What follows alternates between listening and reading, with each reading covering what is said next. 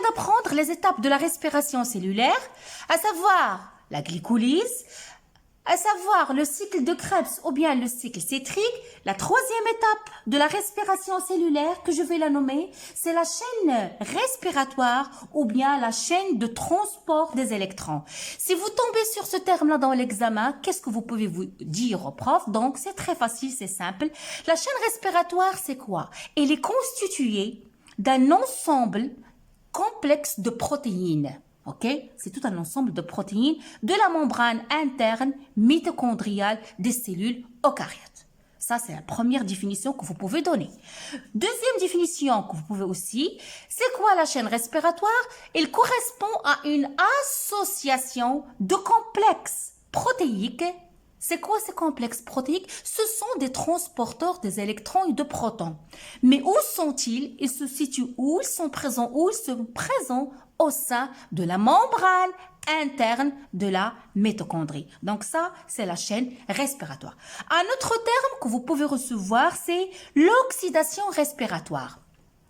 C'est quoi l'oxydation respiratoire? C'est l'ensemble des réactions qui ont lieu dans la mitochondrie et qui sont regroupées en trois. Donc la formation d'acétyl-CoA, le cycle de Krebs et la phosphorylation oxydatif. Je vais rajouter une petite définition concernant matrice. C'est quoi matrice? Donc, comme vous l'avez vu, le mitochondrie, c'est un organisme compartimenté. Ça veut dire quoi compartimenté? C'est-à-dire qu'il est subdivisé en plusieurs compartiments, en plusieurs parties. Parmi là, c'est la matrice. C'est quoi? C'est le compartiment interne de la mitochondrie. Mais qu'est-ce qu'il contient? Il contient un mélange très concentré d'enzymes, dans celles qui sont nécessaires à quoi? À l'oxydation de pyruvate et les enzymes de cycle de Krebs. De voir, mes chers élèves, on a vu la première voie de production de l'énergie qui est la respiration avec ses étapes. On s'attaque maintenant à la deuxième voie de production de l'énergie, c'est la fermentation. Donc, qu'est-ce que c'est la fermentation? Donc, la fermentation, c'est une dégradation incomplète. Ça, c'est une petite différence si je vais la comparer à la respiration qui est une dégradation complète. Et je vous promets, je vais vous faire, Inch'Allah, un tableau comparatif entre la fermentation et la respiration. C'est une dégradation incomplète du glucose, permettant quoi? La production, mais une production qui est faible. Si je la compare à la respiration, c'est une production modeste d'ATP et la formation de molécules organiques, à savoir l'éthanol et l'acide lactique. Je peux aussi rajouter cette petite définition. La fermentation, c'est une dégradation anaérobie, c'est-à-dire en absence d'oxygène. De quoi? De notre métabolite, le glucose. C'est une oxydation incomplète. C'est une dégradation incomplète du glucose qui permet la production de l'énergie de l'ATP. Il y en a deux types de fermentation que vous avez vus. La fermentation lactique, at-takhammur al-labani, c'est quoi? C'est une dégradation incomplète du glucose en anaérobie, c'est-à-dire en absence d'oxygène, avec la production, qu'est-ce qu'on a comme produit final? L'acide lactique. Et on a peu d'énergie. C'est le cas des bactéries et le cas des cellules musculaires. Retenez bien ça. Tandis que la fermentation alcoolique, c'est quoi? C'est une dégradation incomplète du glucose, toujours en anaérobie, avec la production de l'éthanol, libération de CO2 et peu d'énergie. D'autres mots techniques que vous devez connaître, s'il vous plaît, que vous devez apprendre par cœur. C'est la phosphorylation. Le mot phosphorylation, c'est quoi? Retenez, mes chers élèves, la phosphorylation, c'est la fixation d'un groupement phosphate.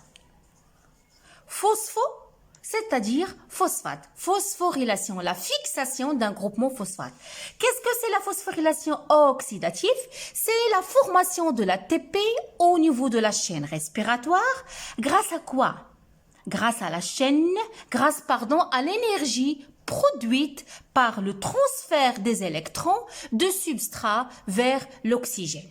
C'est-à-dire ce transfert des électrons à travers la chaîne respiratoire, ça va conduire à la formation de l'ATP. On aura en rajoutant aussi le flux de protons. Donc ces deux phénomènes, le transfert des électrons de substrat vers l'oxygène et le flux de protons, ça va conduire à la phosphorylation oxydative, à la formation de l'ATP. C'est-à-dire ADP plus PI, ça va nous donner l'ATP.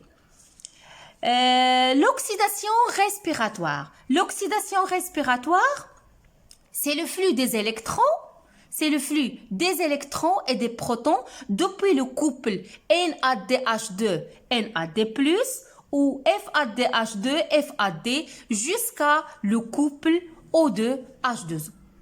Ça, c'est l'oxydation respiratoire. D'autres termes que vous pouvez trouver dans les énoncés des exercices, le mot aérobie.